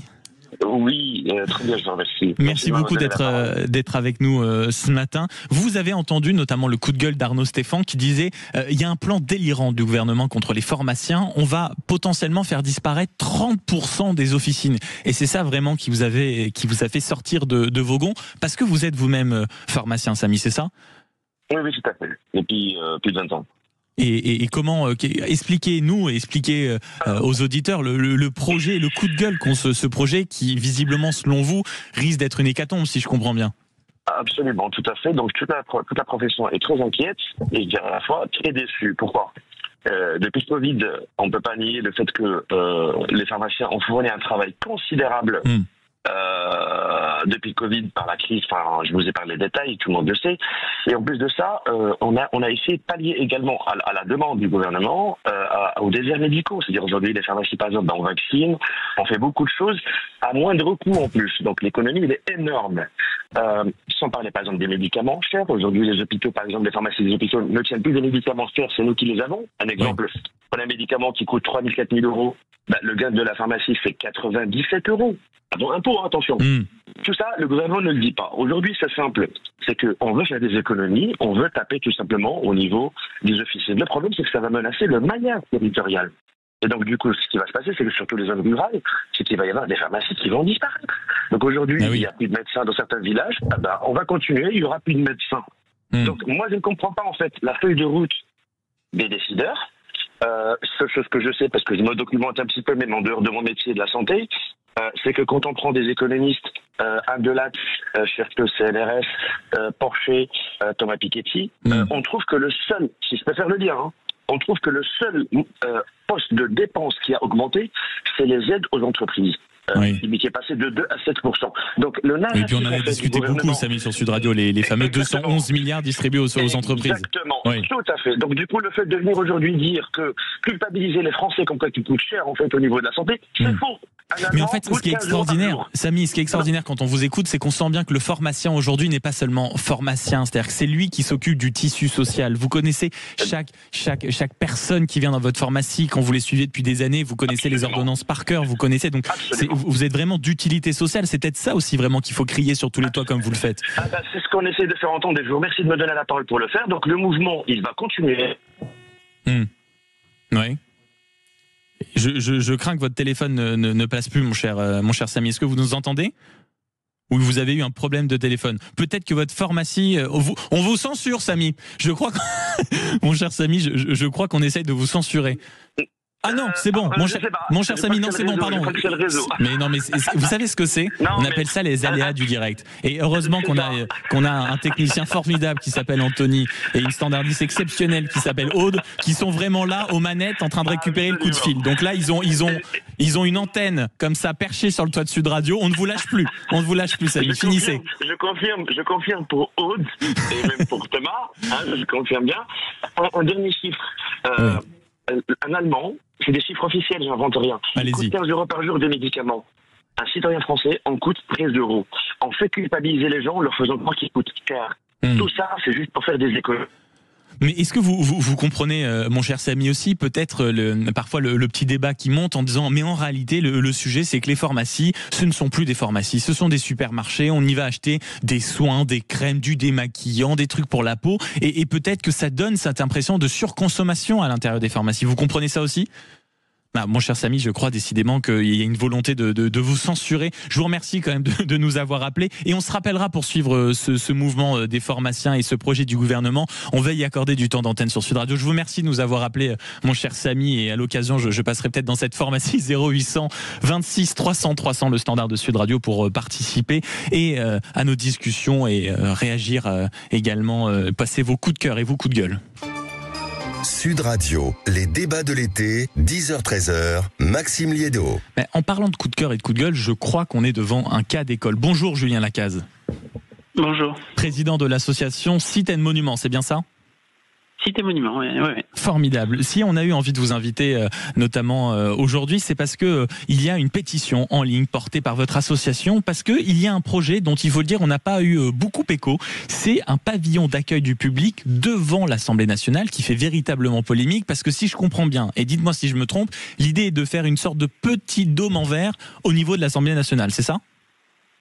Alors c'est pas un petit dôme, ce serait plutôt un petit temple qui viendrait concurrencer celui qu'on connaît tous, donc cette magnifique colonnade qui est dans l'axe de la place de la Concorde. Donc un bâtiment qui pose problème parce que il y avait déjà un bâtiment mais très modeste en pierre de taille qui datait de la fin du 19e siècle, qui serait donc démoli pour finalement être surélevé, c'est-à-dire que le volume serait beaucoup plus présent en fait dans le paysage, avec l'introduction d'un matériau qui n'est pas du tout en usage dans ce quartier de Paris, qui est le verre. Donc un bâtiment très matu vu, très voyant, et qui vient déséquilibrer une perspective qui est fameuse, c'est-à-dire ce temple élevé à l'activité législative sous le Premier Empire, et qui fait pendant à l'église de la Madeleine, et qui donc a besoin de n'avoir aucune concurrence visuelle. Et là, du côté droit en fait de cette façade patrimoniale, on viendrait créer ce bâtiment en verre qui est extrêmement nuisible finalement à l'effet paysager, et c'est un paysage parmi les plus fameux puisqu'il est protégé par l'UNESCO. Et puis il y a toute une histoire aussi. Les rives de la Seine. C'est toute une histoire aussi, l'architecture de ce bâtiment. Vous le rappelez dans vos nombreux combats, c'est une histoire auquel nous sommes attachés et qui viendrait être totalement déformée, détruite. Absolument. C'est vraiment l'idée de cette majesté de l'activité législative, et c'est pour ça en fait qu'il faut. On voit d'ailleurs sur les gravures, les gravures de 1810, quand donc cette colonnade a été édifiée, de part et d'autre, il y avait deux petits jardins, de manière à ne pas concurrencer visuellement le bâtiment. Et là, on introduirait en fait une forme de dissymétrie. Qui serait tout à fait regrettable pour cette conception d'ensemble. Et évidemment, il suffit d'avoir pris le pont de la Concorde une fois en voiture ou à pied. On voit l'horizontalité en fait, des lieux. C'est un lieu sublime, c'est un des plus beaux lieux de Paris. C'est un des plus beaux lieux de Paris. Et alors, ce qui est d'autant plus agaçant, c'est qu'il y a eu d'autres projets auxquels on a pu avoir accès, notamment un projet de l'agence Sana, qui est une agence d'architecture japonaise qui a reçu l'équivalent du prix Nobel d'architecture, qui, elle, avait un projet d'une sobriété parfaite, qui conservait l'essentiel en fait du bâtiment actuel en le flanquant d'une petite entrée également en pierre de taille, très minimaliste. Mais peut-être aussi, pardonnez-moi de vous couper, Julien Lacasse, peut-être aussi qu'il y a eu une volonté de préserver, sauf si c'est pas le cas, arrêtez-moi, mais le fait que ce soit une entreprise française qui puisse s'occuper de ces travaux. Oui, alors ça je pense pas. Je pense qu'il y a plutôt une volonté de rupture en fait pour singulariser vraiment une création. Vous savez que tous nos décideurs veulent marquer le paysage. Une volonté aussi un petit peu un peu naïve, un peu grossière de jouer avec l'idée de transparence, de dire bon le verre c'est transparent, l'assemblée c'est transparent, donc on va faire un bâtiment vert qui ressemble aussi un peu à un temple parce que quand même ça va être l'entrée du public. Donc vous voyez le côté un peu en fait c'est davantage le plaisir de la rupture. C'est davantage le plaisir de la rupture. Que vous répondent que vous répondent, pardonnez-moi mon cher Julien, que vous répondent, je rappelle que vous êtes le président de l'association Citenco qui vous indignait, qui avait même publié une pétition pour s'indigner de ce projet de mettre en effet un temple de verre au niveau de l'Assemblée nationale en détruisant cet ensemble architectural qui est le Palais Bourbon. Comment réagissent les fameux décideurs après votre pétition, après votre médiatisation? Est-ce que certains vous appellent en disant non mais bien sûr vous avez raison, il faut absolument corriger le tir, ou au contraire aucune réponse, rien du tout, c'est le silence radio? Alors, c'est un projet qui est assez curieux, puisqu'en fait, le lauréat du concours a été désigné il y a plus d'1 an et vient d'être révélé aujourd'hui. Alors pourquoi? Est-ce que c'est dans un contexte budgétaire particulier? Puisqu'il faut savoir que ce projet va quand même coûter près de 50 millions d'euros. 50 millions d'euros pour ce temple de verre devant l'Assemblée nationale. Alors, c'est un projet global, il n'y a pas que ce temple, il y a aussi des parties qui sont souterraines, mais le temple effectivement va coûter, ce nouveau temple va coûter très cher, et donc effectivement on est, alors ce qu'on nous dit, alors déjà ce qui est pas mal, on a été contacté par la Questure qui nous propose donc un rendez-vous avec la présidente de l'Assemblée à la rentrée.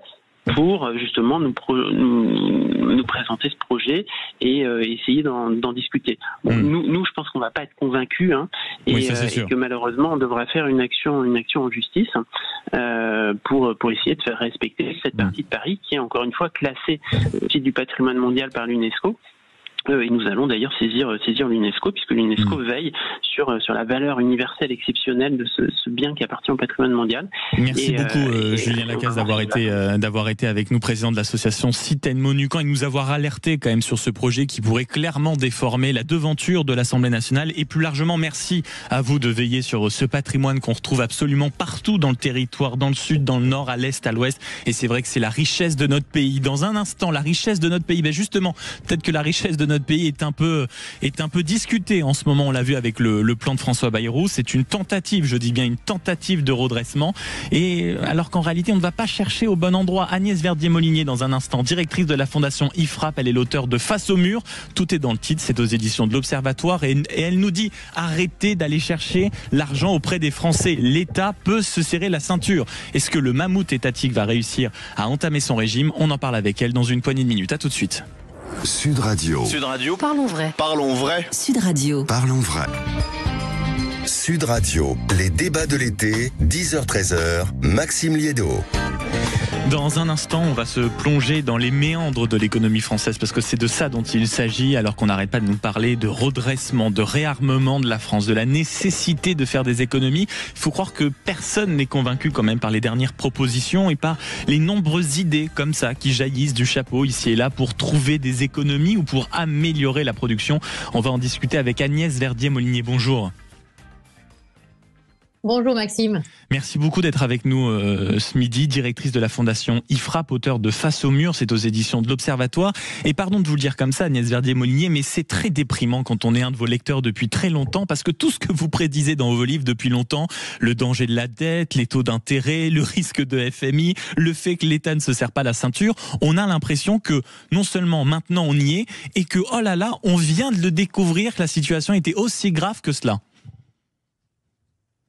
Bah oui, c'est dommage, on a perdu beaucoup de temps.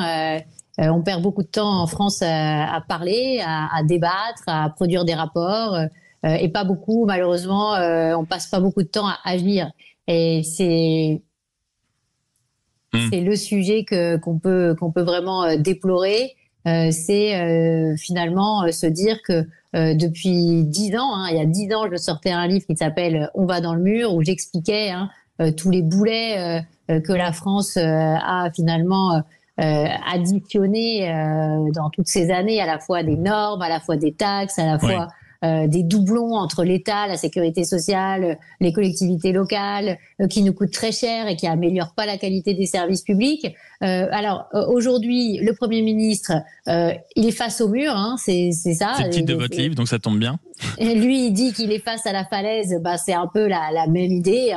Cette falaise qu'on a en face de nous, j'espère que c'est l'occasion maintenant de se réveiller et de traiter nous-mêmes le problème, parce que si on traite pas nous-mêmes le problème, c'est la BCE, c'est le FMI qui nous imposeront. Et ça, on va en reparler notamment quand on va plonger au cœur de vos livres, de votre livre dans quelques secondes. Maintenant, j'ai l'impression que ces derniers jours, on assiste quand même à une foire des idées un peu étranges et qui crispe quand même les Français. J'aimerais avoir votre analyse et votre expertise sur ces dernières. On a dit, on va supprimer 2 jours fériés notamment. En quelques mots, est-ce que c'est une idée qui, si évidemment elle ne séduit pas tous les Français, peut avoir, on va dire, des conséquences sérieuses sur les économies et sur le budget de la France?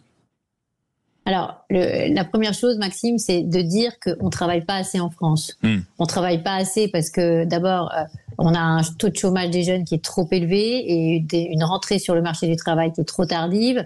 On a des personnes qui sont en emploi qui ne travaillent pas assez pour des salaires à temps complet.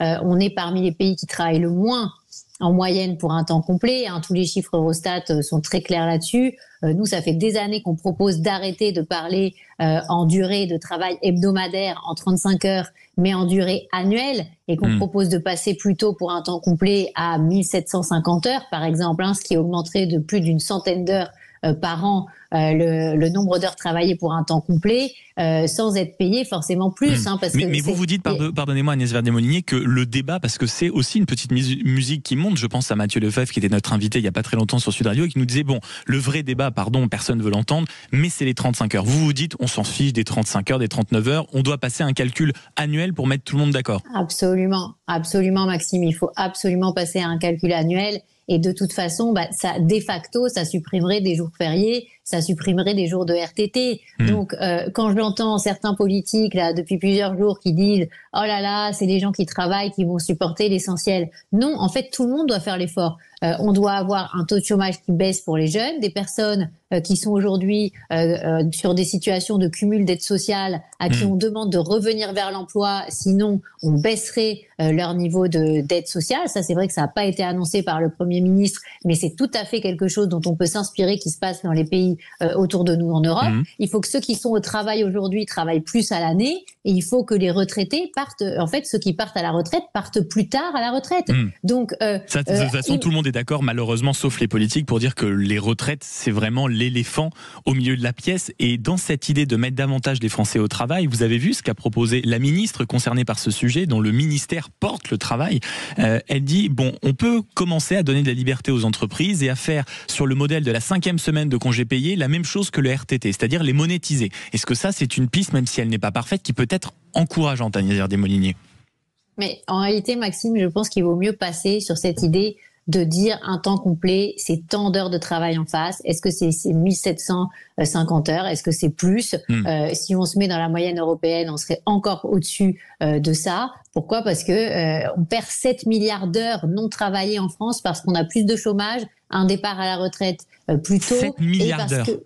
7 milliards d'heures annuelles qui sont perdues et qui nous coûtent, c'est ce qu'on va sortir dans une prochaine étude de la Fondation, ça nous coûte 130 milliards d'euros de richesse nationale qui n'est pas générée, c'est-à-dire c'est monstrueux. C'est en moins sur le PIB de la France, et ça, c'est pas en disant oh là là, il faut pas que ce soit les salariés qui prennent leur part. Non, tout le monde doit prendre sa part, et les retraités aussi doivent prendre leur part. Et nous, on est même pour que ceux qui sont actuellement à la retraite cumulent le plus possible l'emploi-retraite et qu'on fasse sauter les verrous qui existent encore pour plafonner les niveaux de revenus. Je vais pas rentrer dans les détails parce que c'est très compliqué. Donc tout ce qu'on peut faire pour augmenter l'activité, pour augmenter le nombre d'heures travaillées, il faut absolument le faire foncer. Et il ne faut pas parler que du privé, il faut aussi parler du public. Bien sûr. Parce qu'on a un problème de phénomène de sous-travail dans le secteur public, il y a l'absentéisme. Nous, on propose à la Fondation IFRAP quelque chose de très simple. En gardant les mêmes primes que ce qui existe aujourd'hui pour les fonctionnaires, on les verserait que si les agents sont présents. C'est-à-dire, on transformerait les primes actuelles, il y a 20% de primes actuellement en moyenne sur l'ensemble des rémunérations publiques, on transformerait ces primes actuelles en primes de présentéisme et on les verserait que si les agents sont pas absents trop souvent. Et ça, ce serait formidable aussi pour encourager à avoir un meilleur service public, à avoir moins d'absentéisme. Je vous rappelle que l'absentéisme, il coûte 15 milliards d'euros par an rien que dans le public. C'est 7 milliards de trop par rapport au taux du privé. Donc il faut vraiment prendre des décisions sur ça. Vous avez effleuré le sujet des retraites. Il y a eu quand même une opération sur les retraites, c'est que le fameux l'avantage fiscal de 10% sur l'impôt sur le revenu a été remplacé par un forfait à 2000 €. Comment jugez-vous cette opération? Beaucoup disent quand même on s'est attaqué à un totem, c'était pas rien, et d'autres qui disent oui très bien, on a dissimulé, on a supprimé un avantage fiscal pour le transformer par un autre. Et est-ce que on va dire gratter comme ça c'est efficace, ou cette solution de forfait est totalement en réalité inopérante à la fin? En fait, il faut avoir une ligne rouge qui est hyper importante, c'est pas de hausse d'impôts. Voilà. À partir du moment où on touche des niches fiscales, on augmente les impôts. Et on est déjà le pays le plus taxé. Alors après, c'est très difficile, Maxime, de chiffrer cette mesure, parce que si on comprend que c'est un forfait, ça veut dire que ceux qui étaient en dessous de 2000 € avant, ils vont se mettre au niveau de 2000 €, et ceux qui étaient au-dessus. Donc, le calcul est compliqué. Je suis même pas sûre qu'on y gagnera. On y gagnerait dans les caisses publiques.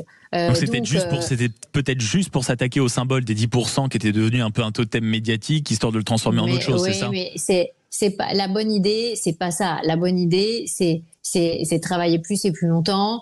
C'est potentiellement, dans la période actuelle, malheureusement, on est obligé d'en passer par là. Et il faut arrêter de tirer sur l'année blanche. Moi, je trouve ça incroyable que toutes les oppositions se mettent à qui mieux à dire ah bah l'année blanche c'est nul, c'est pas assez bien, c'est pas ceci, c'est pas cela. Et s'ils étaient au pouvoir, ils feraient la même chose. Pourquoi ? Parce qu'il y a pas de politique.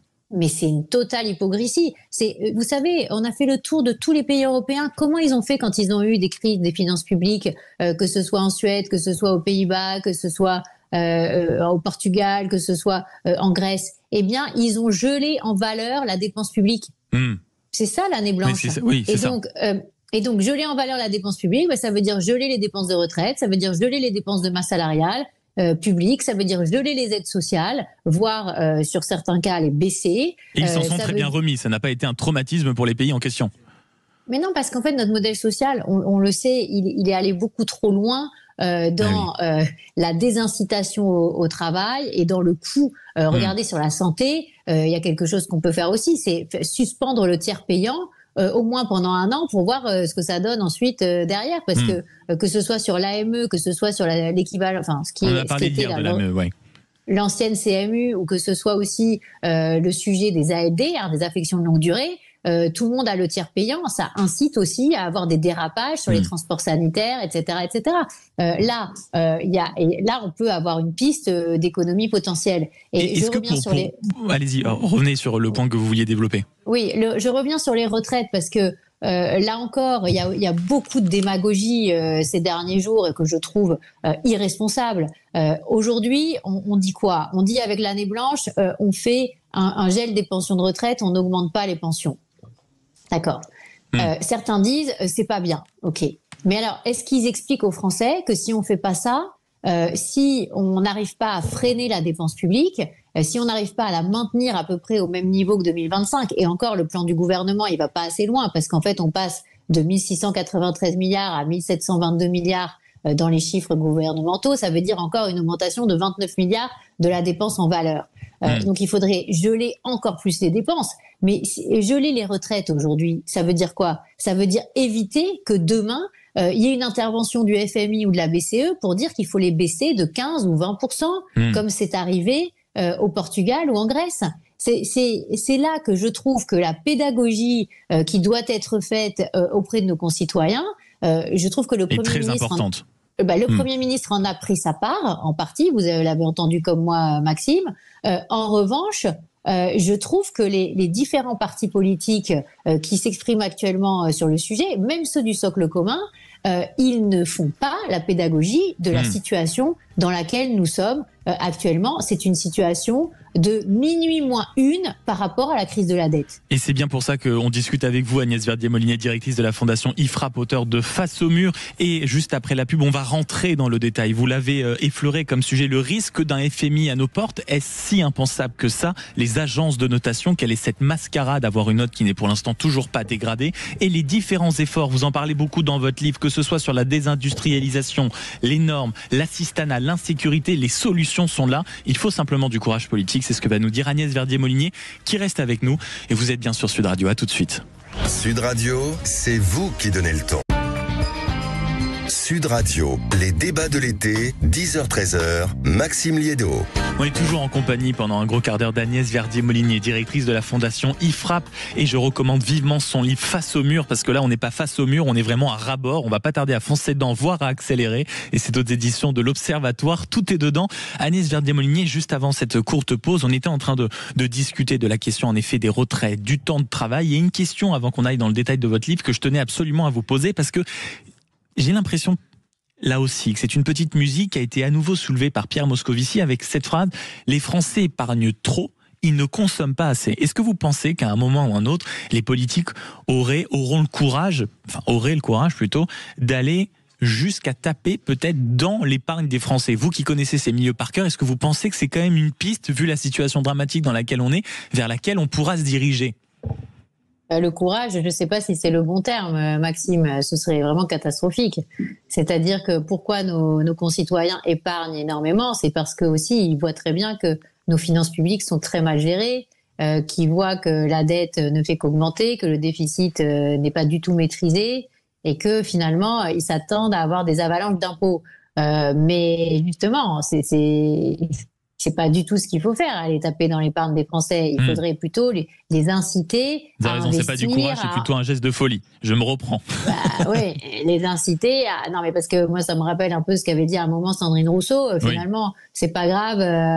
On a plus de 300 milliards de dettes, mais finalement... si on a 6 300 milliards d'épargne, on peut aller taper dedans. Alors voilà, c'était quand même assez, on va dire, inquiétant, parce que ça encourage pas non plus les épargnants à conserver leur épargne en France, à rester en France, les investisseurs à investir en France. Moi, ce que je vois sur le terrain depuis plus d'1 an maintenant avec la dissolution, c'est le manque de confiance, le fait que les investissements sont reportés, les embauches sont reportées. Les investissements des Français partent à l'étranger, partent financer des entreprises plutôt américaines, et on se dit c'est un gâchis énorme qui est lié à l'incurie quand même du politique, hein, parce que il y a ceux qui sont au pouvoir, mais il y a aussi ceux qui sont pas au pouvoir et qui sautent sur leur chaise dès qu'il y a une proposition qui est faite en disant motion de censure. Mais où est la responsabilité finalement face à l'intérêt général et à l'intérêt de la France?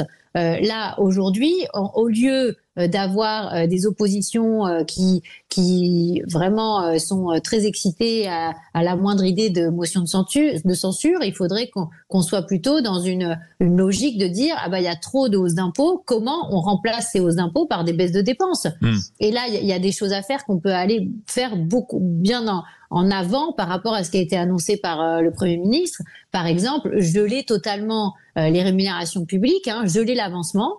Oui. Ça fait 3,6 milliards d'euros d'économies supplémentaires par rapport à ce qui a été annoncé. Et c'est déjà considérable. Dans votre livre, Agnès Verdier-Molinier, vous ne mentez pas. Vous allez même tout de suite au cœur du sujet. C'est là aussi, malheureusement, un refrain qu'on entend de plus en plus, c'est le FMI. En rappelant des chiffres, 96% de nos concitoyens déjà pensent que la France est en déclin. En rappelant dans ce chapitre qu'on a déjà eu recours dans l'Union européenne au FMI. La Grèce, bien sûr, on a oublié l'Irlande par moment, le Portugal.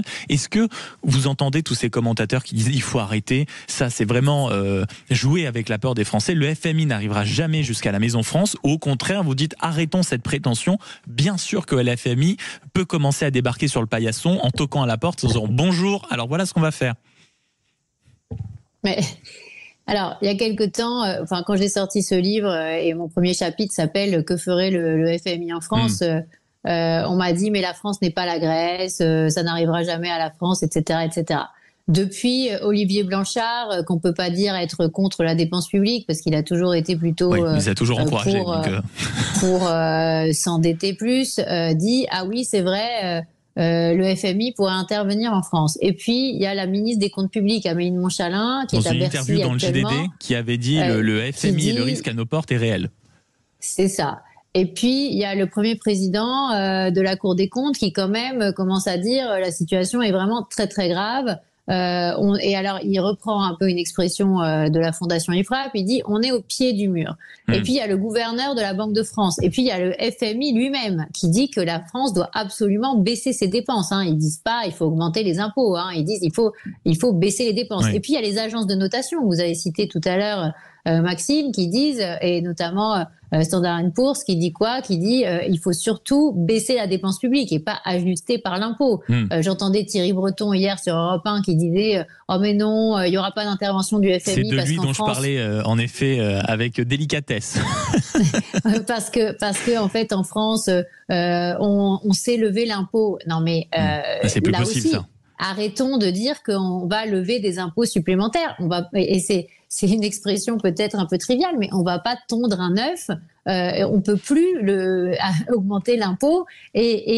Et c'est vrai qu'on le voit très bien avec ce qui s'est passé sur la contribution sur les hauts revenus là de 2025. On est en train de dire que ça va rapporter beaucoup moins que ce qui était prévu. D'ailleurs, on l'avait dit, nous, à la Fondation IFRAP, ça rapportera pas 2 milliards. Alors là, tout d'un coup, on reconnaît, ah bah oui, ça rapportera pas du tout oui, c'est ça. Les 2 milliards prévus. C'est comme la taxe sur les yachts, les différentes taxes, etc. À la fin, ça rapporte jamais ce qui était prévu. Et en plus, ça fait partir les fortunes de France, ça fait partir. Mais vous soulevez. Le sujet, c'est pas qu'ils soient fortunés, Maxime. Le sujet, c'est que ça fait partir les entrepreneurs, ça fait partir les médecins, ça fait partir les indépendants, ça fait partir en fait ça fait partir la France qui bosse. qui crée la richesse de ce pays. Et la richesse, elle se crée pas dans nos administrations, elle se crée pas dans nos caisses sociales, elle se crée pas dans nos collectivités locales. La richesse, elle se crée dans les entreprises, et c'est la richesse qui est réalisée grâce au travail des Français aussi. Et là, je dois dire que quand certains disent que c'est impossible que le FMI vienne en France, alors ils disent bah oui, mais ce serait plutôt la BCE. Mais la BCE, on a tout regardé à la Fondation IFRAP aussi, on a publié pas mal de notes sur le sujet, tout le monde peut aller les lire évidemment sur notre site internet. Et dans ces notes, on explique que si c'était la BCE qui intervenait, ce serait pareil que le FMI. Il y aurait un plan d'austérité exactement pareil. Pour éviter justement tout ça, vous proposez à un moment dans votre livre à Agnès Verdier-Molinier un plan qui serait le plan de la dernière chance d'une certaine manière, avec des économies absolument monstrueuses, 110 milliards d'euros. Il nous reste une trentaine de secondes, Agnès Verdier-Molinier. Si vous arrivez à Bercy demain, comment vous appliquez ce plan? Qu'est-ce qu'il y a dans votre mallette magique pour redresser le navire France? Mais d'abord, la première chose à faire, c'est évidemment baisser la dépense publique. Je ne vais pas rentrer dans les détails. Et on a chiffré année après année les 110 milliards de baisse. Et c'est tout à fait possible parce qu'on en a 250 milliards de plus en moyenne par rapport aux autres pays européens tous les ans. Mais ce qu'il faut expliquer aux Français, mais aussi au gouvernement, mais aussi aux parlementaires, c'est qu'il faut absolument, en même temps que la baisse des dépenses, faire des baisses d'impôts. Et notamment, par exemple, quelque chose qui pourrait être symbolique, Maxime, ce serait dire on ne taxe plus les donations et les successions pendant plusieurs années. Et pourquoi? Parce que là, justement, ça permettrait que l'épargne, qui est beaucoup épargnée par les plus anciens, par les plus âgés, passe aussi aux plus jeunes générations. Merci beaucoup Agnès Verdier-Molinier d'avoir été notre invitée sur Sud Radio pour parler de votre livre Face au mur. C'est un livre choc, c'est aux éditions de l'Observatoire, et merci beaucoup d'avoir développé votre plan pour essayer de redresser le navire France. Merci beaucoup d'avoir été avec nous. Dans un instant, je vous souhaite une très belle après-midi en compagnie de Jacques Pessy, un très bon week-end, et si vous êtes en vacances vénard, profitez bien. Nous on se retrouve lundi, même studio, même heure. Très belle après-midi sur Sud Radio. Sud Radio. Sud Radio. Parlons vrai. Parlons vrai. Sud Radio. Parlons vrai.